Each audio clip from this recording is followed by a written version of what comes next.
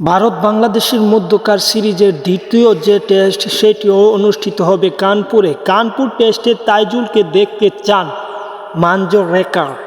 চেন্নাই টেস্টে ভারতের কাছে বাংলাদেশ হারে 280 রানের বিশাল ব্যবধানে। দ্বিতীয় টেস্টে ঘুরে দাঁড়াতে চাইবে শান্ত বাহিনীরা বা শান্তর দল। কানপুর টেস্টে একাদশে পরিবর্তন আসার সম্ভাবনা অনেক বেশি।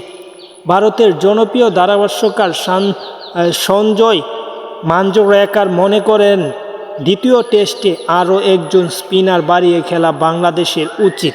বাংলাদেশের যদি সেই স্পিনারটা বাড়িয়ে খেলে বা টাইগার স্পিনার যদি বাড়িয়ে খেলে, সেই হিসাবে তিনি একাদশে দেখতে চান তাইজুল ইসলামকে।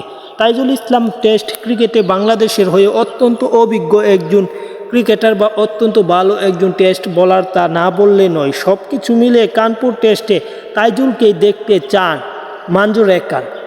তাই বাংলাদেশও চাইবে যদি একটি পরিবর্তন আনে, সেই হিসেবে স্পিনার আনলে অবশ্যই সেই স্পিনারের জায়গায় তাইজুল ইসলামকে রাখবে।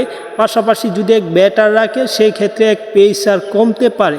যাই হোক, খেলাধুলার আপডেট পেতে চ্যানেলটি সাবস্ক্রাইব করে পাশে থাকুন এবং তাইজুলের ফ্যান আছেন যারা, তারা আরও বেশি করে চ্যানেলটি সাবস্ক্রাইব করে রাখতে পারেন। ধন্যবাদ সকলকে।